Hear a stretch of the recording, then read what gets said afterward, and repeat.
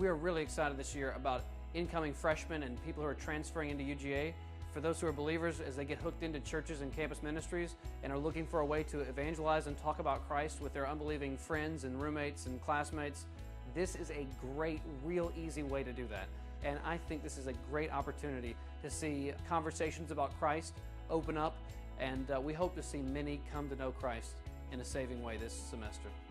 The 21-day challenge is just a tool that we've used just to encourage people to read the Bible for themselves and investigate the claims of Christ and investigate who Jesus said he was.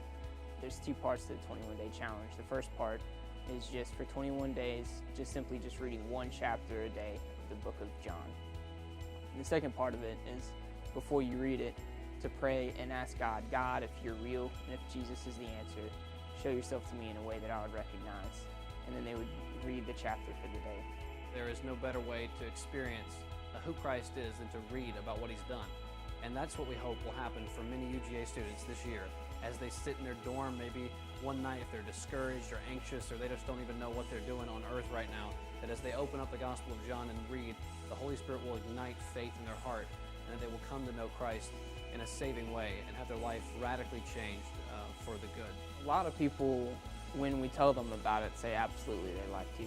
This Japanese guy that came up to me once and asked me, what is the Great Exchange? And so I was able to explain to him the gospel. Like, the gospel is what the Great Exchange is. It's what Jesus has done for us. He asked me if I had any favorite parts of the Bible. And so I gave him the 21-day challenge and asked him to read through the book of John. It was just a really cool story of just somebody being able to read through the book of John and just investigate who Jesus said he was.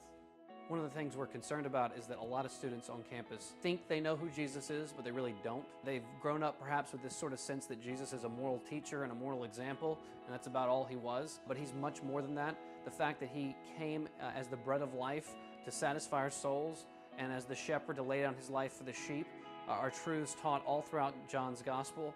And we want students to be exposed to this radical nature of forgiveness and grace and reconciliation and redemption that Christ offers us, particularly in the Gospel of John. As I'm challenging people to read through the book of John, it kind of makes me realize how true it is. The more that I talk about it, the more I believe it. The more that I know that it's absolutely true. The claims that Jesus made in the book of John are true, then it changes absolutely everything about the way that you should live your life.